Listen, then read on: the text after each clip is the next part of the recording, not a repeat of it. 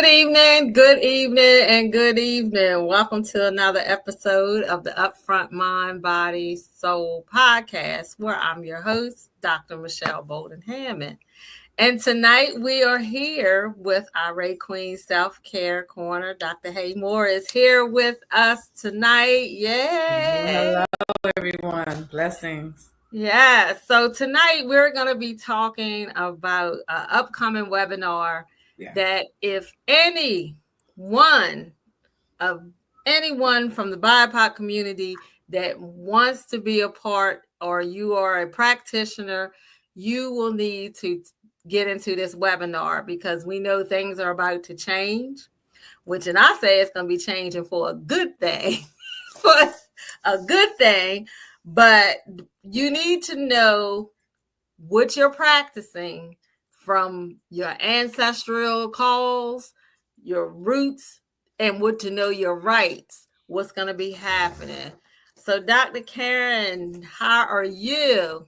I'm well. I'm still recovering from this little cold. I've been through a million time zones and relocating, and my body's giving in on me. But I got my herbal tea. We're going to talk about what's going to happen with the herbal tea in that webinar.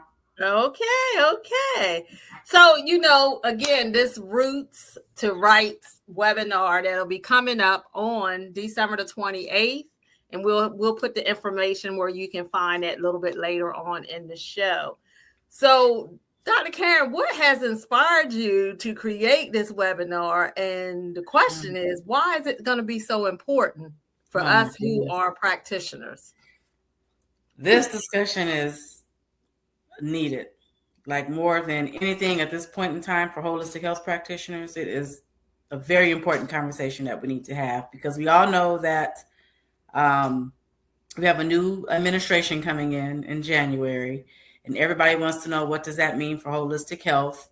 And it does have a lot of implications. And so the webinar that I'm going to do on the 28th of this month is going to cover so many different topics. But the goal of it is to really talk about some of the new federal oversights that might take place because Trump coming into office, and what the people he's putting into place might mean for holistic health practices, what the healthcare priorities are, because we know that he has a very different view about healthcare overall, not just holistic health, but healthcare in general. And so how that's going to trickle down to our benefit, I'll say that portion of it is to our benefit. And especially when it comes to the BIPOC community. And when we talk about culturally relevant healing practices, I think that is going to be the area of most concern for us. But we're going to cover those topics in the webinar. We're going to talk about how to protect yourself, what to look out for, how to navigate what you might want to change in your business practice, how you might want to scale your business model to be slightly different so that you can make sure you tap into some of these good changes, and that you also receive some of the money, because there will be some money if you structure your business right through this new administration for holistic health. So I want my people, my tribe to all succeed. I want all of us to win. I wouldn't be here if I didn't, right? So as much information as I can gather and pass along to my tribe, I always will. Yeah. And you do. And I'm grateful to you for doing that. As you said, there's some new administration. I know for me, as an employee who works for the state, I do know that there's a lot of changes. Might not have your Medicaid services. So what then? What then? Because basically, ancestral way, I think I can do a little teaching here. Ancestrally, if we want to think about some of the movements from past back in the 60s, when people were our community was more empowered by helping each other out. And, I always talk about for when they started the African American History Museum in DC, and I went to look at the Black Panthers. Of course, it wasn't taught in school. That's why I say I share this information with a lot of people. But a lot of people don't know and generated that this is how the WIC program got started. From the practices of the Black Panthers going into the communities, That's it. doing things. So many programs got started because of the Black Panther So Party. many programs. So let's talk about the Black people disease, or people of color disease, sickle cell. That is how that came about. Their discovery, but then they whitewashed it and then, made it seem like it was a bad thing. But what was happening was people were getting healed from this because the other BIPOC community of the Asian culture sent over for the Black Panthers to teach the practices of doing what we do, acupuncture. Mm-hmm. So these are the things that we may seem to taboo, that this is not what we should do, but it's going to come a time, because if that insurance and stuff goes away, what are you going to do? So and it will, especially for our low-income brothers and sisters. That Medicaid program funding is about to be pulled from those programs, right? Because one thing that this administration, I do know that they feel like this shouldn't be a burden of the government. This should be more civics back. Again, when you're talking about putting your orders, it should be more of your nonprofit sectors. It should be, your community-based things. So I do know that is the realm. You already see some of the cuts. You already see what's happening. So again, that moves into our next question. Okay. What specific challenges might holistic and natural practitioners face under the next presidential administration? Okay. There are a lot of challenges. Now, I want to go on record as saying there will be some great benefits to holistic health because of this administration. If you already have a business, you can benefit if you structure right. But there's going to be some challenges as well. I think the biggest one that concerns me at this point is herbalism, right? So for those of us who don't know, the FDA classified herbs as food a long time ago, right? And so that gives us a lot of freedom to practice herbalism because they treat it as food. They're not seeing it as medicine like you and I know it is. We know that herbs are medicine, but because it's classified as a food right now, there are no regulations on it. So that's a good example of how the Trump administration wants to come in and they want to place some regulations on things like what the FDA has approved, like herbalism, right? Herbs. So there might be I would bet all the money I have that they're going to regulate herbalism, because we know you can go to any herb store or health food store and see all the different herbs on the shelf. And the only requirement they have right now is to put those disclaimers on the label saying that these statements have not been approved by the FDA. That's required if you're selling herbs, right? But they're going to try to regulate that industry. So if you're an herbalist, I would be particularly scared. If you sell herbs, if you have a small herb business, I would be particularly concerned that they're going to put some regulations on that. And so we don't know what that's going to look like yet. This is all very, preliminary, but we need to look out for that. Then also we have to talk about the cultural marginalization. And what I mean by that is that this new administration believes that everything is American, right? And if it's not American, it has to go. So if you're a person like me who stands on the shoulders of my ancestral practices, that can be a potential threat, because they're going to either try to get rid of it from a cultural standpoint, or they're going to try to appropriate it, which they've been doing for thousands of years anyway. They're going to try to appropriate it and make it their own. And if you don't subscribe to that new paradigm, that new way of thinking with this administration, they might try to gatekeep your practices if you lean too heavily on your cultural practices, which is problematic for me because that's all I lean on. I always lean on my cultural practices. So if you're like me, it's going to be a problem. If you practice traditional Chinese medicine or Ayurvedic medicine, those are all considered cultural practices. And so those are going to be under attack. And so I think we're going to have to really deal with how we approach and incorporate our cultural practices into holistic healing. I don't think holistic healing is going to be the issue. They're going to be okay with that, right? They want evidence-based more than scientific-based practices, this new administration. But that cultural thing doesn't make America great again. It's not American enough. So that's going to be a challenge for us.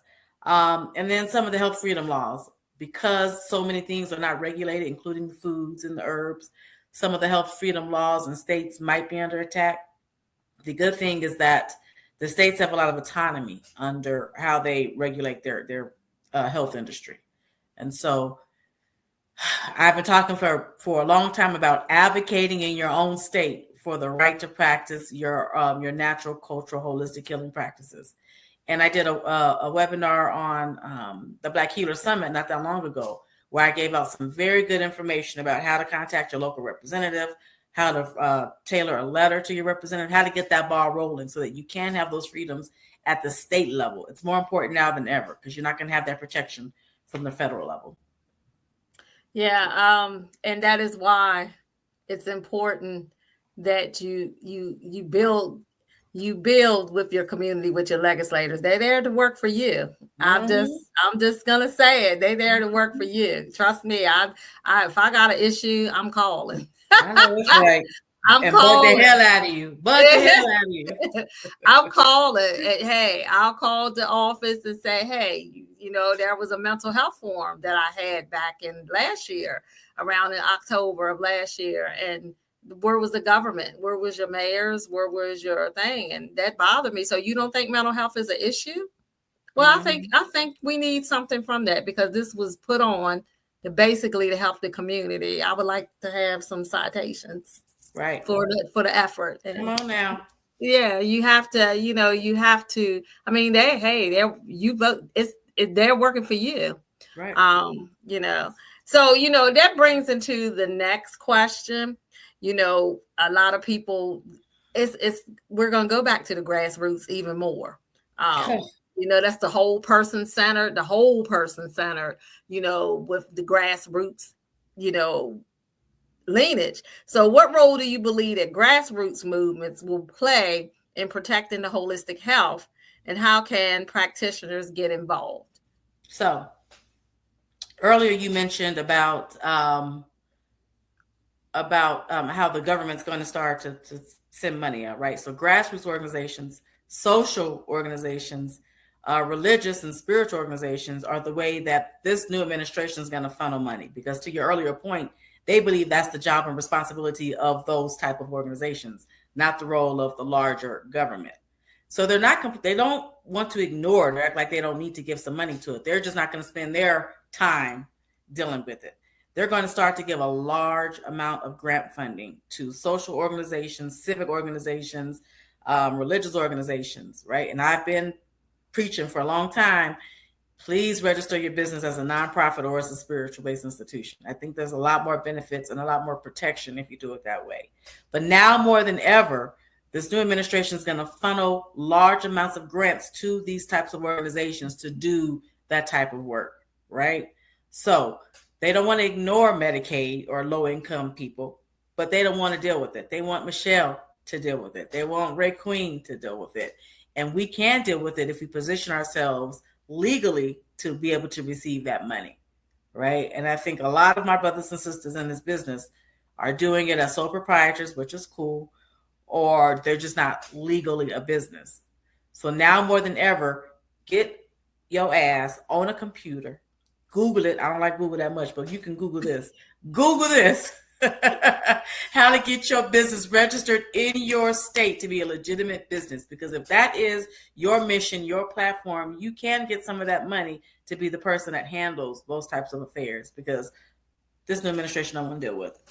Yeah, exactly. Yeah, exactly. So I would say for those faith-based, spiritual-based businesses, beef up and get ready. That's it. It's time to put your sleeves on, put the sleeves on, and put the keys down to the other stuff that really get to serving your community, mind, body, and soul. It's a way to do that, and we are here to help with that.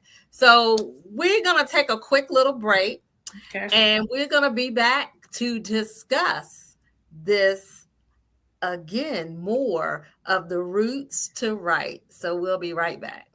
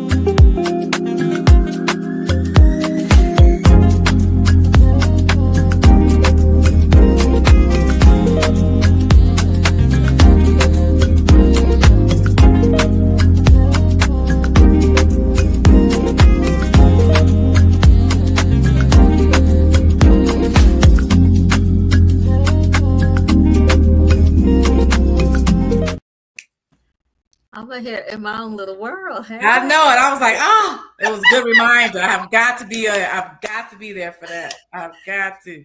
Have you told your listeners is it too late for somebody to sign up?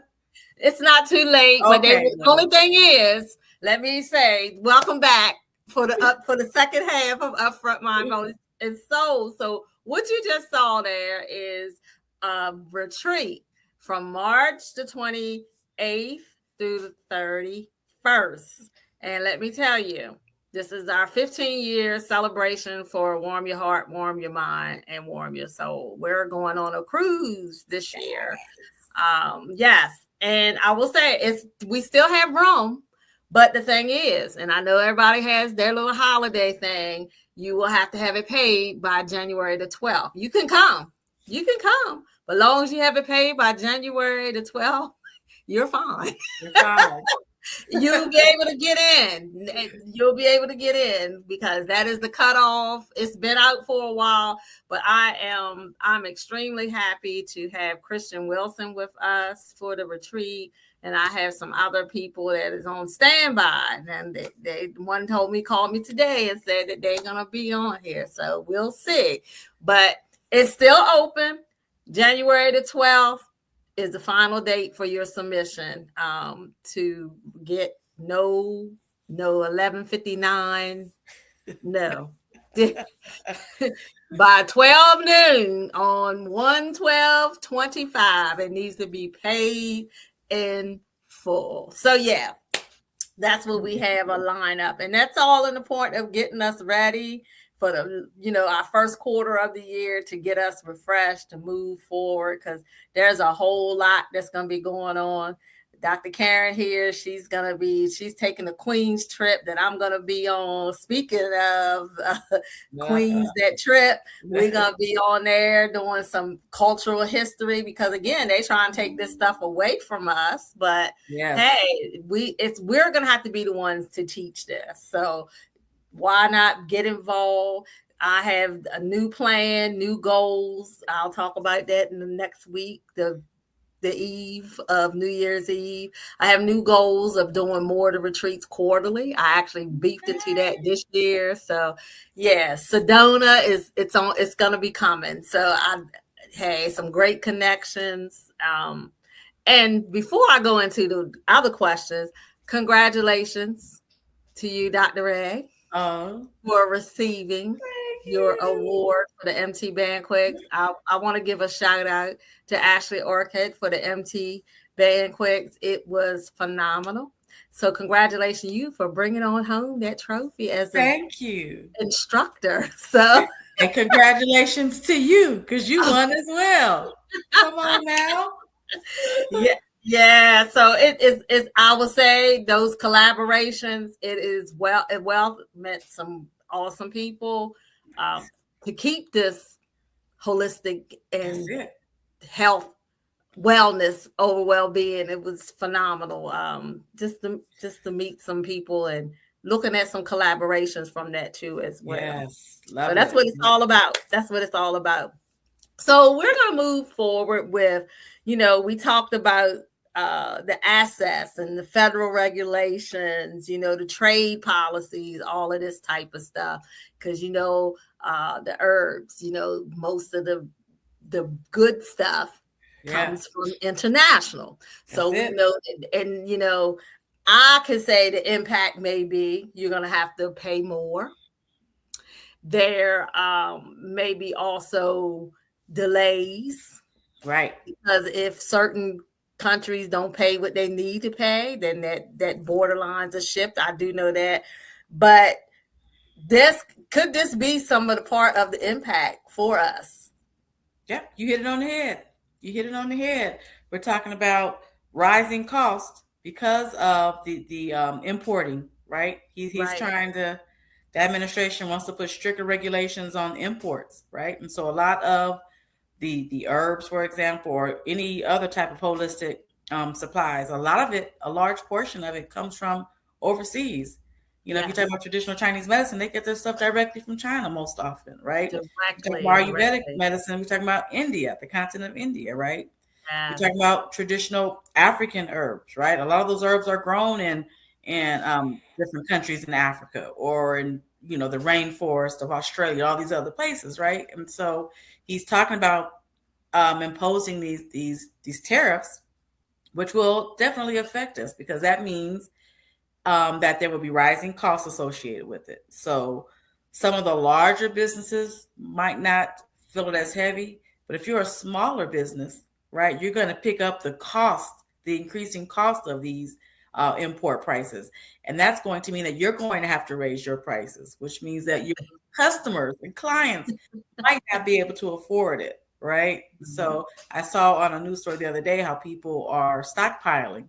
They're ordering a bunch of stuff they think they need right now. It's not a bad idea. If you're Not in a bad idea. health right now and you rely heavily on herbs or you rely heavily on other types of natural healing modalities and you order your supplies from somebody overseas, buy a bunch of it now.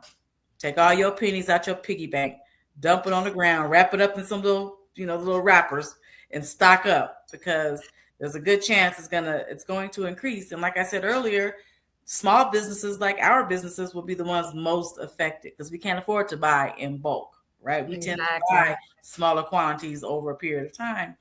It's going to be detrimental. So that's gonna hurt some small businesses. So that means my foot soaks are 15. They were going to 25 because that Mediterranean sea salt it's going to cost that you're going to need.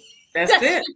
That's it. So those flowers that you're gonna, people don't realize, they don't realize your bandana or they don't realize, you might get this salve or this foot soak for $10. But when it comes down to generating those costs of all that's what's needed in there, yeah. So this can impact us very much so, much so, especially as a small business. But also with federal regulations, people might start counterfeiting. Oh, people yeah. think like that, counterfeiting the authentic. That's why even when you talk about your teas, a lot of your teas are coming from out of the countries and different stuff like that. So it makes a difference for where it's a reputable place where your sources to get your herbs from. So that also can be an impact to, the regulations and how to access for these essential things that you need. Right. All right. So can you talk about the role of education in countering misinformation about holistic health? We can go into that one for a whole. We can. That's a segment all by itself. That's a whole segment all by itself because we still have to say this is not this is not that, this is not that. But then it's a principle. Yesterday I did a sound healing thing, and in the room I asked, when was the last time, and these were caregivers, when was the last time you did something for yourself? The room went quiet. So, what is this? And even in the practice of the meditation and with the sound, is one, I told them, this is not something that you can just think today you're going to do. You have to urge into this. So, the miseducation that I think people think, oh, you can do this right away. No, baby. In order to change the mindset. And then one person said, my mind just races. She said, even though I was sitting still, my mind was still thinking about what I had to do, what I had to, things. So that is why I would say to the audience too, that is why there are 12 days of holistic wellness that has been put out through me on different remedies on what to do. There's up to 12 days. There's a certain tip that you can use. And one of them this week will be brain dumping. How do you brain dump? So that is something, if you want to do that practice, and there are some tips on how to do that. But it ain't for everybody. I know some people they need to keep everything they got. No, I'm just playing. Just playing. Some y'all don't come with it. I love it. I love it. But it's so much misinformation out there, but why is it important, that we explain the role in the education to this?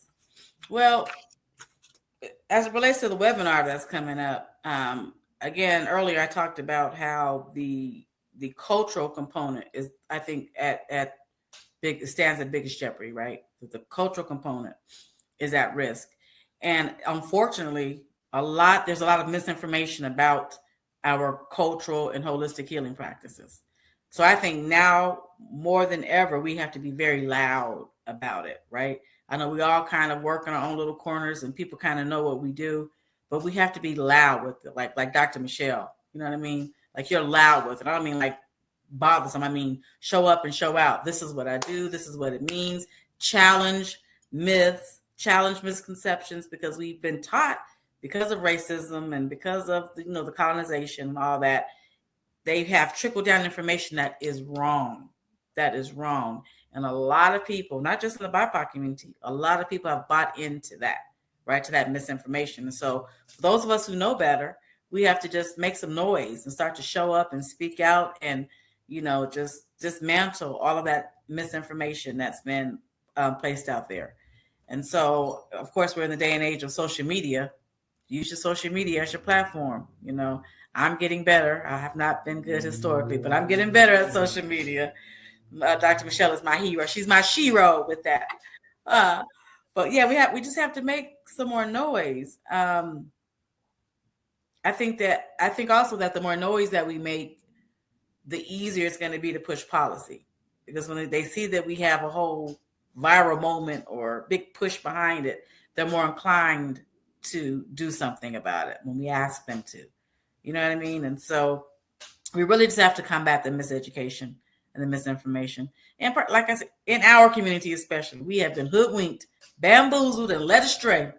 And we don't even know. We think that to do some of this stuff is the devil and it's anti-God, and all that is BS. It's just not true. And so we really have to get behind that messaging. Yeah, and even I would say to us who are natural healers and holistic health practitioners, even if they don't take assist to what you say and still believe in their thing, you still do what you need to do. Because I know that, you still do what you need to do. Some people might get mad and may turn away. Oh, well, fine. That's fine too. But when you know that you have serviced someone, and because of your service of the healing modalities that you have used to help people, that's all that matters. Don't be discouraged, because again, don't be discouraged. Keep doing what you're supposed to be doing. And, you're always, anything that's going to be good, you're going to be talking bad about it anyway. So just think about that. I just say that, give you that encouragement. Don't get discouraged, because I tell you, I've been called all kinds of things, and people won't come to retreats because of a sound bowl. I'm like, okay, but I'm just telling you, if you know this is what you're gifted to do, you continue to do it, because you know what? It'll be a disadvantage to you, because what if you lose it? And do not, just do like they always say. Hey, Jesus came to his own people. They didn't accept him. Now, I'm just going to be clear and real. He came to his own people and didn't accept them. So what they was looking for, it wasn't came that way. Came lowly and meek. So you still do your be lowly and be meek and humble about what you do, but you still bring out your voice, because the evidence surely will be coming, and people will be knocking at your door. They're wondering, but they won't say, because Master has a hold around them. Woo, girl. Master has a hold around. I don't know what your master may be, but something has a hold around you. And it's just basically natural stuff that was already here. And again, times have changed, but the modalities, because there's a whole lot of history. But since we're talking about that, this is where you can go. www.hpoc/university.com. You can call, you can get this number. I will say to you, if you want to learn anything that you may even feel challenged about. I think I'm gonna have to go like Victoria said that night. Call me if you feel like you want to be challenged, because I will point you in the right direction to give you the information that you need, because you will have a real serious awakening from the information that you gain. You'd be like, wow, I didn't know that. Well, that's talking about this. You don't have to take all the practices. I'm not a person who do some of the other practices, but I do know what I do promote is healing. Right. That's all that matters. Mm-hmm. So, that brings us into our other role as practitioners.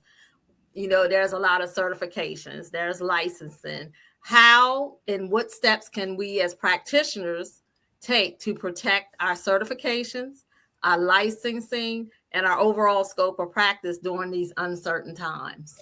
Yeah, make sure you're up to date.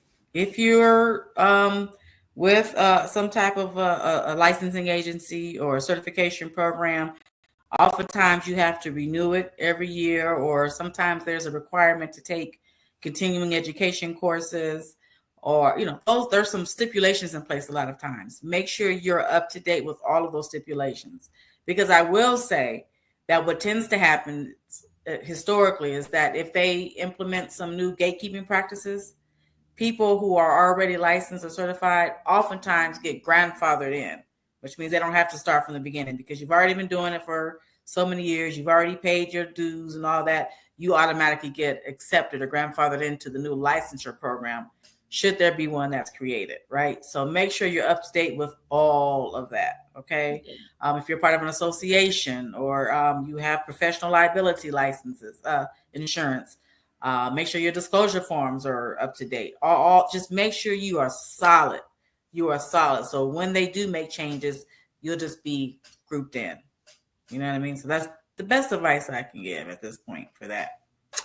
And the best advice that I can give to you all too, who are watching, and whoever may catch this by YouTube, or whoever just might be scrolling through, I will also say that you will need to invest in yourself to do the Black Healer Summit, because that portfolio of information you gave me, honey, I done took them CPT codes and gave them CPT codes to my employer.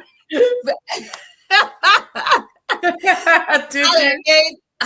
done gave them that 994 deed I have. I done gave them CPT codes. Yes, ma'am.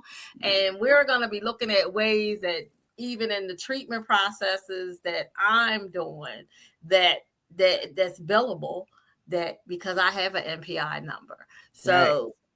Yeah, so Haymore last week, that's why I said it's been an amazing year, and I'm like, I know I've been going through so much hell for some reason. A lot of people won't know, but you won't see it because you're gonna still see my positivity. I mean, it's been a lot going on behind the scenes. Smell that positivity. Smelling it. The room has to shift when this positivity walks in the room.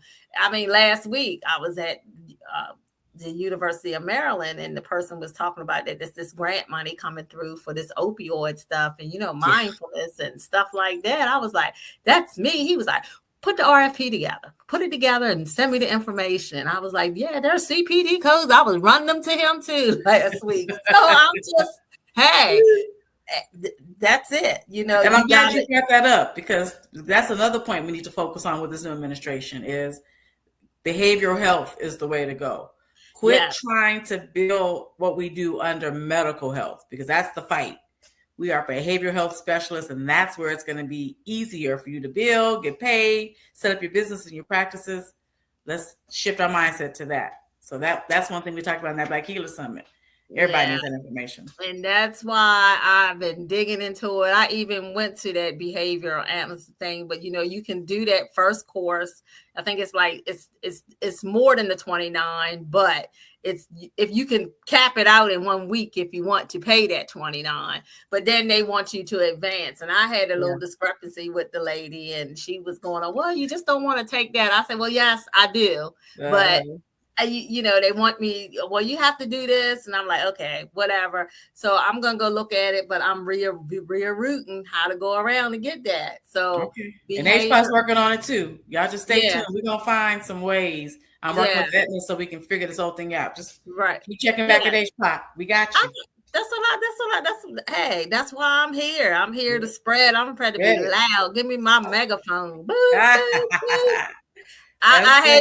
I had you on blast at the MT banquet. She was like, Dr. Haymore, you want to say something? I said, look, we HPOC, let's see, www. I ain't going to say much. I'm giving you www.hpoc/university.com. Get it. Get it. That's it. I love it. Get it. So, we all done said about the culture. We then also gave some, indications of some of our cultural things that we have seen throughout history. Why this is going to be crucial to highlight the cultural and historical significance for healing systems like African metaphysical healing, the Ayurvedic and indigenous medicines.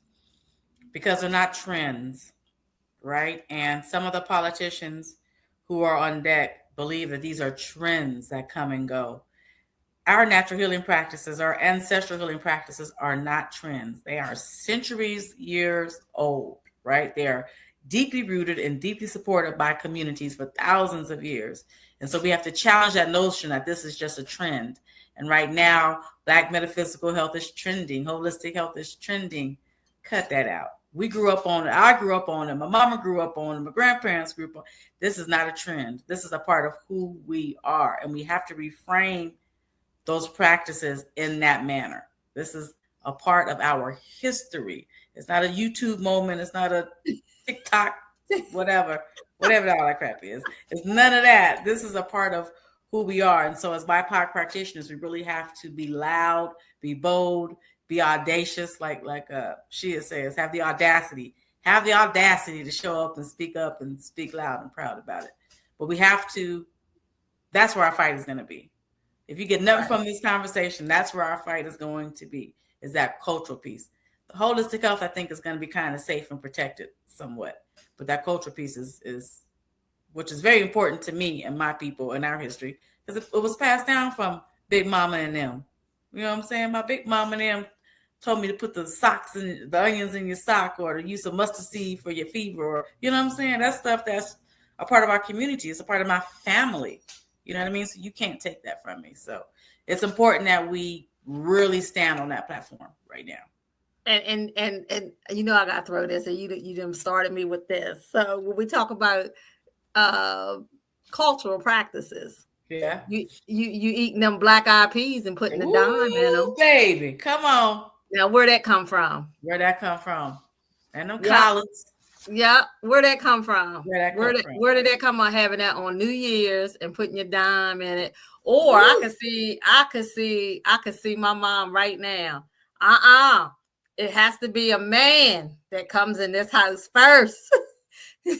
She would call down the road, have my uncle come walk through. Yes, girl. I mean, come on. But yet we say that it's just the way, and if you telling me you don't have no memories of that, you're lying. I'm just gonna put it out there. You're telling a hot lie, because you're gonna be first one getting them black eyed peas after that midnight that service, and you ordered the cornbread and everything else.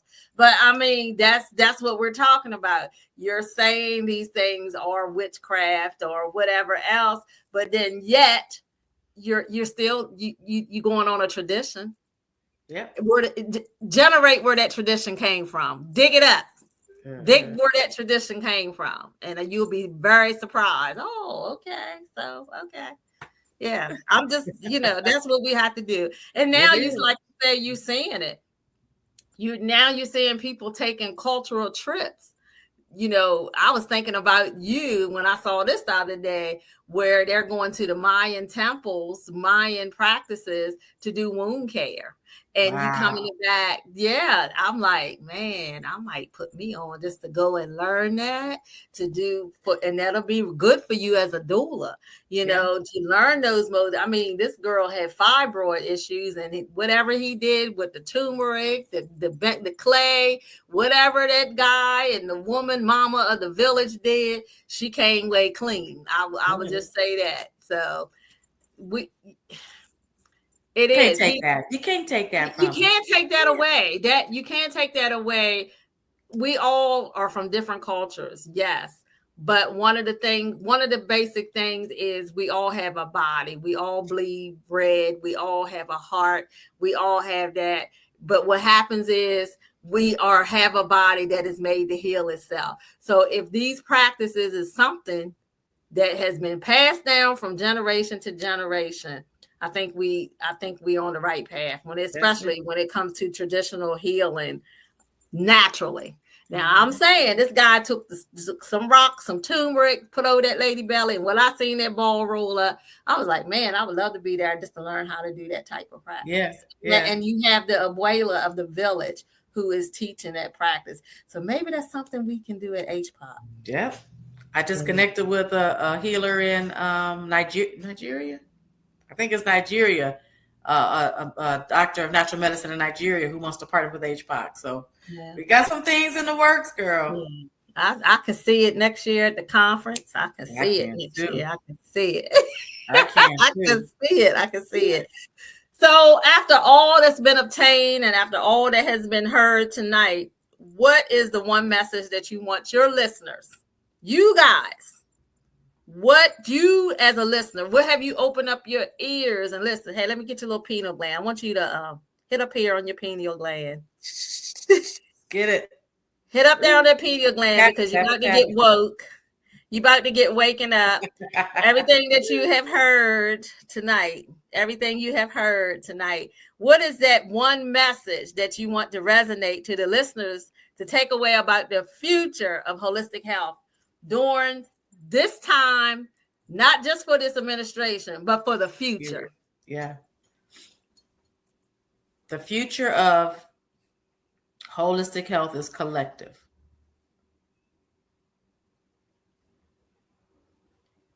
And what I mean by that is it's now more important than it's ever been that we work together collectively.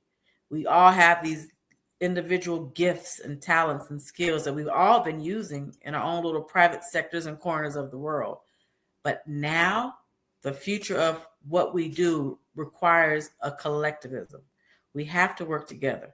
There's enough space for all of us to do what we do, and we can pull from each other's strength and energy, right? It's not a bad thing to work together. And I'm trying to choose my words carefully because I know we've been victims of a lot of crap throughout history, right? And part of that story is that we have become distrustful oftentimes, or we think we have to compete with each other. Not holistic health. We're healers. We're here to heal ourselves and our communities. The future of holistic health is collective. So whatever you're doing, I need you to find somebody, find an organization, if not HPOC, another organization where you can work with other people who do the same thing you do so that we can unite, so that we can have a unified front and force when any administration comes in. I don't care which administration it is. Democrats, Republicans, whatever policies they want to put in place, they don't mess with power. They don't mess with, if they see enough of us pushing back, they're not going to mess with it, right? So the future of holistic health is collective. It's collective. And so join this webinar on the 28th of December so you can get more information.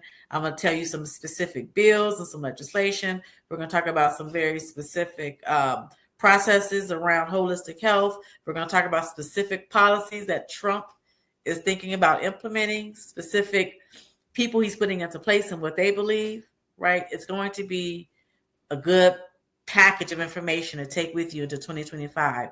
So for the next 4 years, thank God it's only 4 years, you'll know how to navigate that space, right? But it's also going to tell you how to structure your business so you can get some of this money, honey, because that money's coming down to companies like mine and like yours, And we all need to get some of that change, Auntie. So get some of that change. Get some of yeah, that, and it's not strange change. it ain't strange.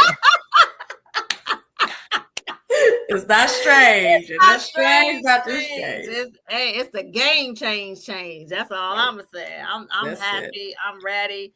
You know, that's why I was at MT Banquets. I looked at another practice. I already do the PMF, right? The pulse electromagnetic.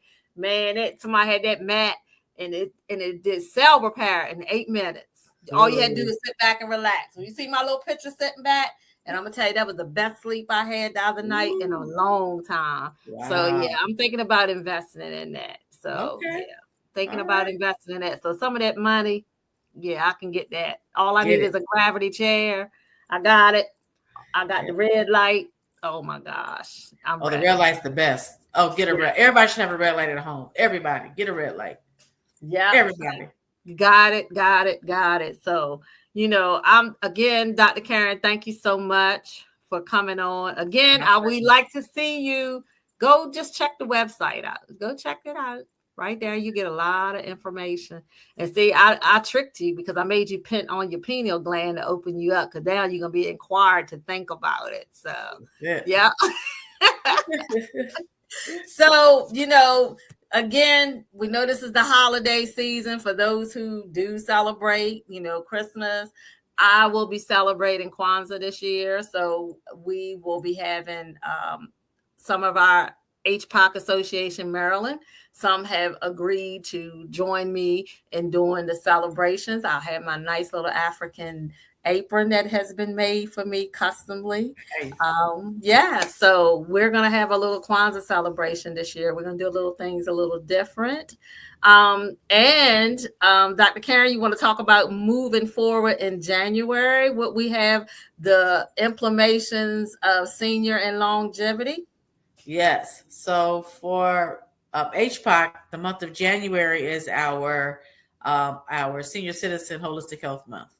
And so this year, for 2025, next year, we're doing a program called Longevity and Learning for our elderly community. So if you are in a city where there's an HPOC chapter, please reach out to your chapter president. And if you know that there are some seniors, whether they're in a nursing home, if they're in a assisted living facility, or just a 55 plus community, any place that houses a bunch of senior citizens, we're offering free holistic health services to that community for the month of January, because we know that there are some very simple things we can do that can begin to reverse things like dementia and Alzheimer's and just memory issues, and also reverse the aging process. Like, aging for the most part is a myth. We always get older. I'm not crazy. I know that we get older, but a lot of the things that we associate with getting older are lifestyle problems. And so contact your local state chapter president or city chapter president if you want to get in on that program during the month of January. Even if you have a mama or auntie or somebody at home, I'm sorry, Dr. Michelle, at home, and they can't get out, you want somebody to come to the house and do some sound healing or whatever, contact HPOC. Let us do that for you. It's our honor and our pleasure. See? You see why I got connected, man. I tell you. So that's why you say you got to have a collective spirit. That's it. So, audience, again, I thank and appreciate each and every one of you. I know that you're probably out doing your last minute, whatever you're doing for the holiday, but we are gearing up to move forward into the next year. So there's a new segment that I'm going to be doing. Instead of doing the mantra at the end of the show, I'm going to start off asking and generating a question for the community. So the question tonight, and then we're going to leave on that tonight. Okay. The question tonight is there something, now this, you can say this is you, I should let go of to be able to move forward? Woo! Bag lady, drop all that stuff. So, is there something I should let go of to be able to move forward? So, address yourself with this question. Brain dump on this question, because this will put you in the perspective of what you need to let go of to move forward in 2025. So I appreciate you guys, and I will see you next week. Until then, have a wonderful, wonderful week.